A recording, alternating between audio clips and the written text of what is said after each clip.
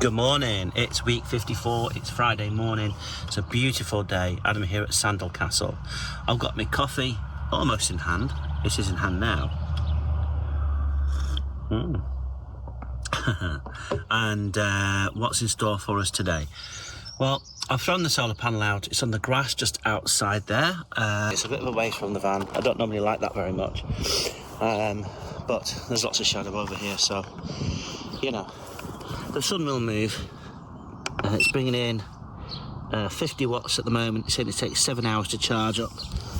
The app's at 21%. But the sun will get stronger as we move forward through the day. I don't think it's yet 8 o'clock. It might be actually. What time is it? 8:03. It's 8:03. So I know my kids will not be ready to receive visitors just yet. Pop over there in about 2, maybe 3 hours time. I'm hoping that the bluetti will be, what was it on now? Was it on 79%, was it? So I'm hoping the bluetti will gain an extra 10% or so, maybe up to 89%, possibly up to 90% before I move on to go and see them. That'd be quite nice. But we'll see how they are and what time they're going to plan to get out of bed and all that kind of stuff. Do you know what I mean? This morning I'm looking for a campsite. I foolishly did not follow a friend's advice. Sodley. I'll go to meet my mate Lee in Cleethorpes tomorrow, and I'm supposed to be booking onto a campsite for tomorrow night. He suggested a campsite. I phoned the campsite. I said, how much? I'll give you a call back. Oh God. And I think I was being a bit silly really, because it was 19 quid for the night, no electric. But I thought with no electric, I thought that was a bit steep. Do you know what I mean? But anyway, I decided I'd give them a call back, and by the time I called them back, you know, the very next morning, so I sold out. So I shot myself in the foot with that one. So I'm going to try now and find another campsite. I think I'll probably phone them first. They don't open till 10. Well, their reception doesn't open till 10. A couple of hours. So I'll probably give them a call at 10 and see if anybody's cancelled or if any spaces have become available or whatever. Just for the one night, the Saturday night. And we'll see what occurs. Yeah, so that's it then, really. That's the day. When I go over to see the kids, we're probably just going to play video games and that sort of thing, like, you know, as you do. Now then, welcome to the video. It's Friday, it's week 54, and it's approximately, let's have a look, 10:35 p.m. and the temperature is 14 or 15 degrees right now, so it's quite a warm evening, which is nice. So warm in fact that I dumped off my spare blankets and a few other items back at the lockup, back at the storage locker, because I just was sick of seeing them around the van, taking up so much space, and I wasn't even using them. So yeah, they've gone. Now I did get my TV out. I've got a TV, a smart TV that I sometimes get out and about, and it's only a small one, it's not a big one, and I keep getting it out and putting it back again, because I think, yeah, I'd like to watch something on a bigger screen, but when I get it out, it's just too big. It's just too big. And because it's a domestic TV, it just swallows up loads and loads of wattage, so to speak, from the bluetti, etc. So it's just not worth it, to be quite honest. So I put that back in the storage locker. I've decided it's time for it to go. And yeah, back to just watching TV on the iPad, which is absolutely fine. It works just tickety-boo for me. Now my iPad is an iPad Aire, and it's 11 years old or so, thereabouts. It's a really old one. It's when the iPad Airs first ever came out, you know, the like sapphire glass screens and all the rest of it. So yeah, and it's still going well. Do you know what I mean? For an 11-year-old electronic device, you can't say that about many, can you? So I'm quite happy with it and what it does, so that's okay. I just used to watch TV on and maybe record the odd bits of footage on and that sort of thing, and it does me absolutely fine, no problems whatsoever, no complaints. So I'm just at the moment running the engine for a little bit for the next 10, 15, maybe even 20 minutes, just trying to get some life back into the bluetti. Today I spent quite a few hours recharging the ecoflow back up to 100% using the solar power, and I didn't get around to doing the bluetti, so that went down to 0. So I've been running the engine for a little bit. What's it on now, by the way? It's on about 16%, so I'm going to give it another 15-20 minutes maybe at most, so it might be up to 25, maybe even 30% at that particular point, which is fine, and the rest of it can charge as we drive into Cleethorpes tomorrow. So that's absolutely fine. I just want it just enough so it'll charge up my iPad and iPhone, which is what I record on. Be fine. So yeah, I'm gonna go meet another friend tomorrow. We've not met each other. We've not sort of seen each other for, it must be 4 or 5 years now. You know, but we still stay in touch through messaging on phones and all that kind of business. You know, and we said, you know, it's about time we got together. So I'm heading off to Cleethorpes tomorrow. Well, I've got a problem. I've been trying to be a bit more stealthy down this car park when there's not so many cars and vans around, right? Because I don't want to give the game away that I'm sleeping here, and I don't want to spoil it and lose this spot. So I've just woken up. I was about to get up, get dressed and stuff, and get on my way on my journey today. Only I looked out the window and saw this.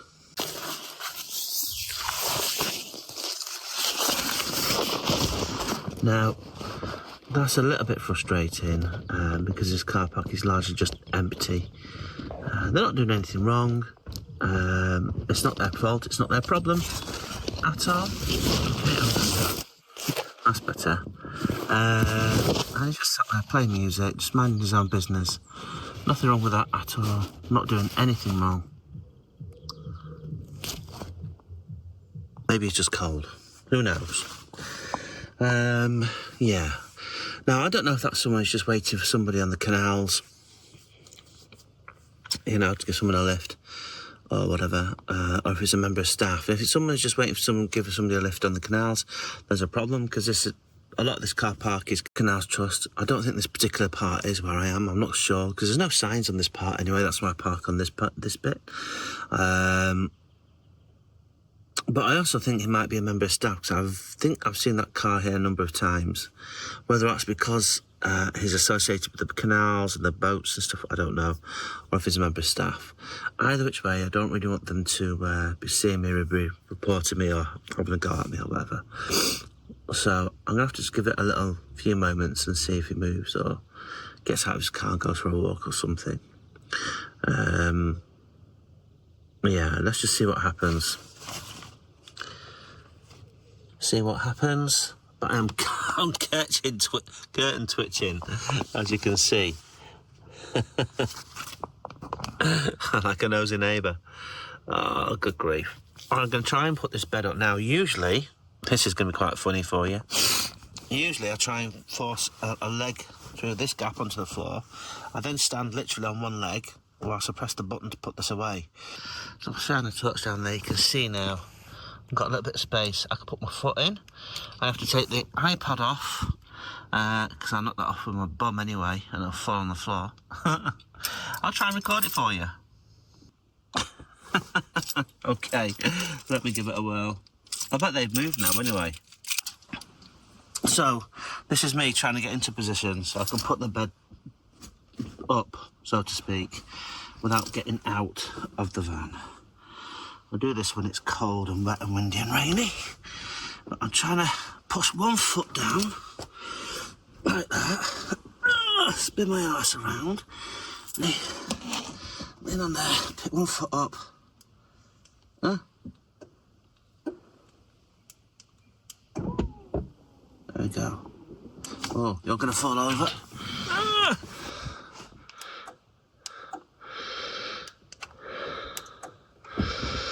No!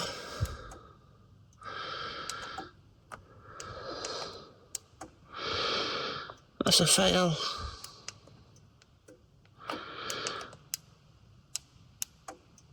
The Wago clip's moved at the back. This is a fail, and these are the joys of living in a micro camper. Guys, the struggles are real. Let me tell you that for nothing. Now, I think I heard that car move a minute ago, so let me go check that out. Hey, it's gone. Thank goodness. I can get out. Right, so You can see the bed starting to come up and it stopped. Bit of a pain in the bum. I can see what I mean by having no space to put the bed up and down. Now, it did stop, it did fail. Now I know what this problem is, so I can sort it out quite easily.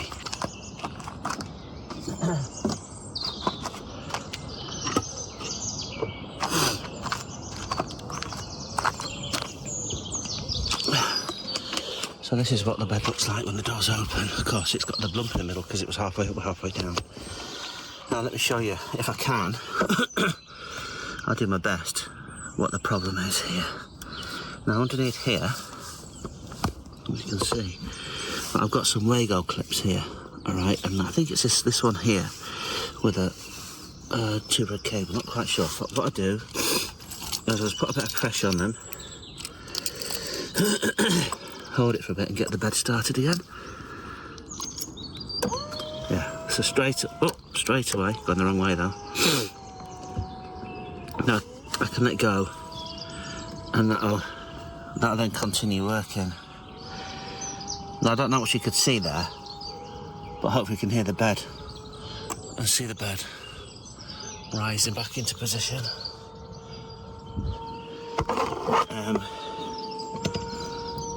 And it's just on the smoke control here. In summer it's not so bad. In winter it's a real pain when that goes wrong. So I do need to replace that Lego clip at some point. I'm not quite sure how they work, but I'll buy a bunch of them at some point when I'm feeling motivated not to do it. We are underway. Now it's telling me that the journey should take 1 hour and 15 optimistic Google minutes.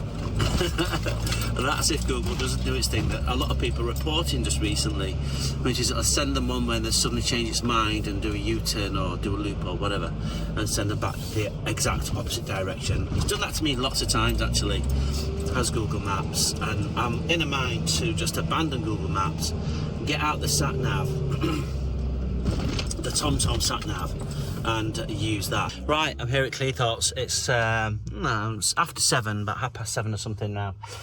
I spent the day with a friend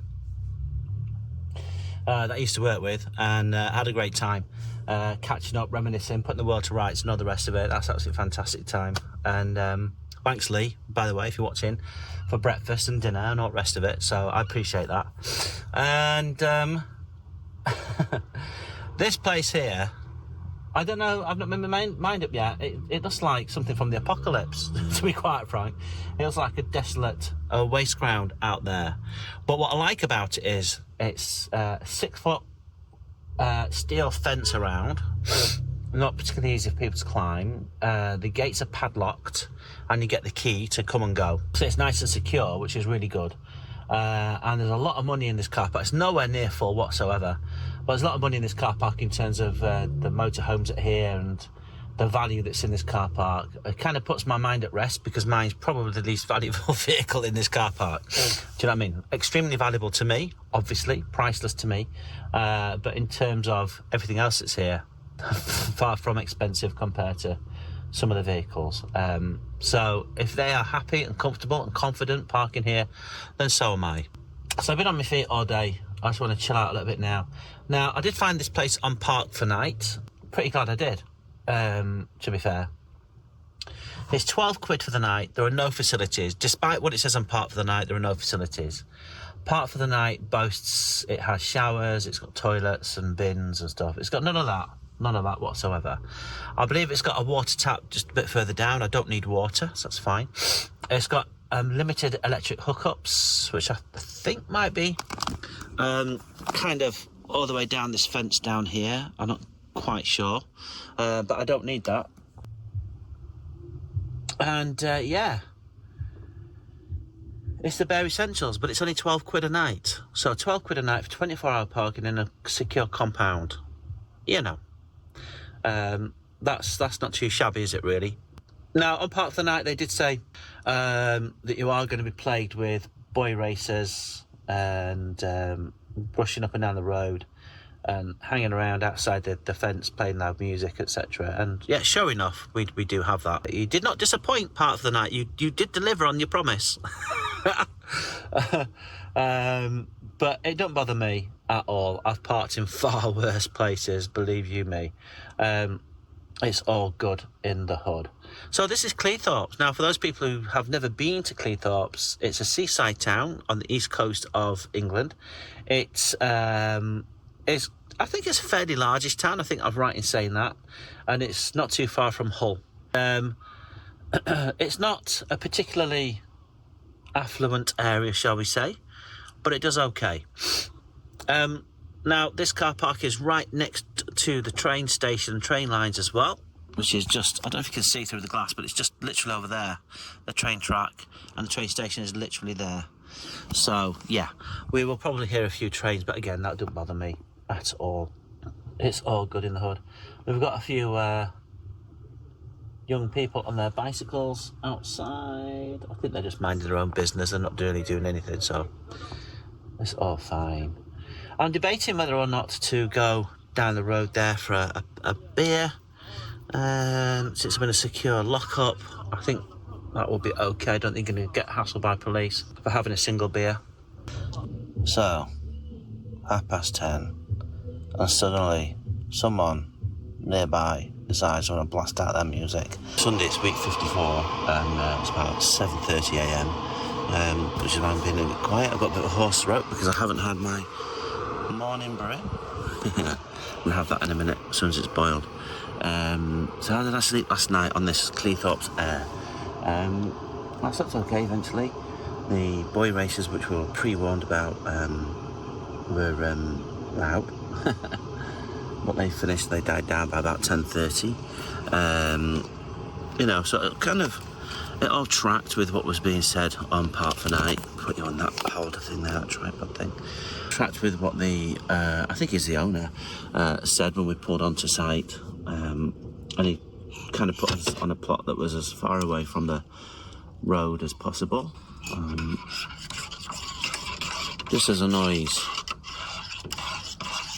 died down at 10:30, someone started blasting out music left, right and centre.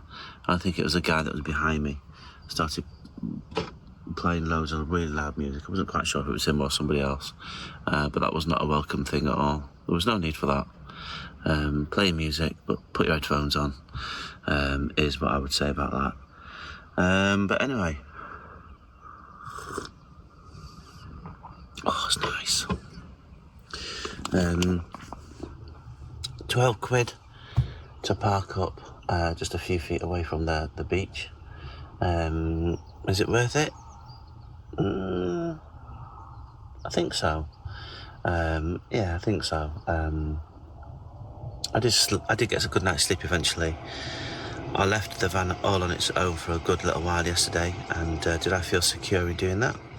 Yeah, I did actually, because it's all locked up. And there was a guy walking his massive, huge XL bully last night when I was coming back onto the compound, and it stopped and it stared me straight in the face, and I got concerned about that. I'm used to dogs. I'm used to being around big dogs. But I got a negative vibe when that thing's just stopped, dead still, wasn't wagging his tail or anything, and just stared me in the face. And he didn't recall when the owner called him back, and the owner had him on a long line, but couldn't get him to respond or come back, even though he was on the long line. And he just kept staring me out. And that didn't feel like a very good situation, to be quite honest. So, yeah, not so sure. I'm 50-50 at the moment, and it's parked immediately right behind me. And that's another thing, right? This car park is I'd say 90% empty. When I parked up, I left about 7 or 8 feet, 10 feet between me and the next van, and this joker's parked about 2 feet from my back bumper. I don't understand why people would do that. You know, but anyway, it is what it is. Let's move on from that. Yeah. Today, I'm going to meet up with my mate. We're going to go for a carvery. He's coming down here for about 10ish. Plenty of time for me to just chill out and whatnot. I'm going to have a sausage sarnie right now. I'm going to put it in the air fryer. And after the sausage sarnie, I'm going to go for a bit of a walk along the beach. So it's a gorgeous day here at Cleethorpes. Now I did do a little bit of research. I bought all sorts of facts, but I can't remember them. All apart from one fact, and that is the name, or the word Cleethorpes comes from two words joined together. Clee and Thorpes. Clee, an old word meaning clay, and Thorpe meaning village. So, Clay Village. So there you go, I've officially been locked in Clay Village. And that's where I've been locked in. You can see all the fences all the way around. I'm in there somewhere. So not a clickbaity title. Quite funny. But it's absolutely gorgeous. Down there you've got the pier. And there's a fairground down there of sorts. I say, yeah, it is a pier. It's only a very short pier, I guess. And unfortunately, it does look like the fun police have been down here.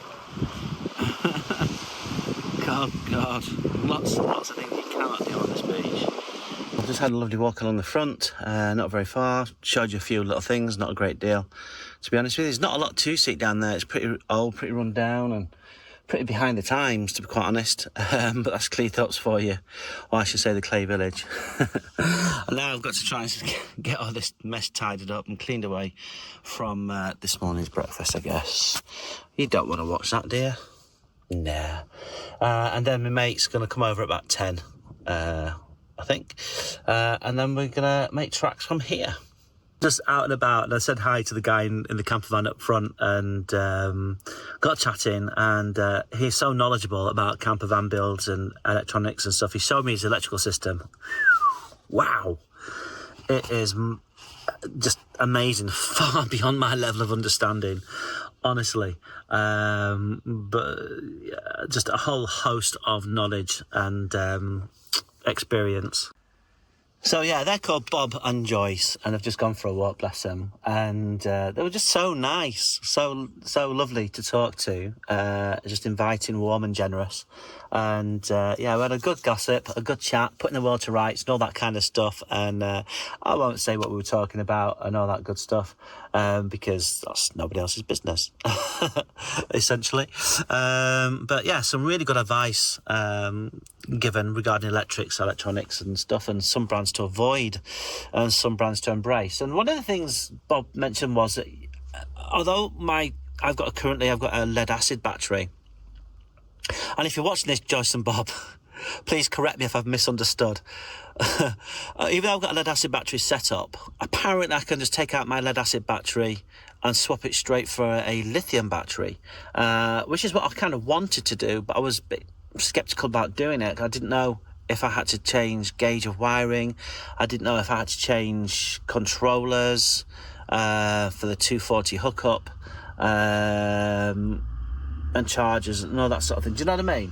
So I'm going to take Bob at his word. I'm going to do some more research into the Fogstar battery, which looks really good. And yeah, I'll keep you apprised of that. Well, I'm back in my usual spot in Wakefield, just behind the Hungry Horse, and I'm just going to have a little chill out now. Had a nice time catching up with friends and meeting new friends and making new friends and connections, and that was really, really nice. You know, it's been an interesting week. I met Ian down on the bank there on the river, living in his boat, and or Uncle Albert, as I call him now, when he told me about the news of him sinking a boat. The Pews on tour, Gareth and Trish, I met them very briefly just to say hello to. You know, I don't know them, they don't know me, but you know, it's just nice to say hello. And that was good. And Joyce and Bob, it was great to meet you two guys, and having a little chat with you at the Aire. That was lovely. So it's been a fantastic few days just recently. Really, really nice. But I've got to be honest with you, I'm absolutely exhausted now. I'm ready for a few nights just sleep. Some sleeps and some lie-ins. That I'm looking forward to. So that'd be pretty cool, and just let my body recuperate and relax, ready to go back to work on Monday. But yeah, All is good.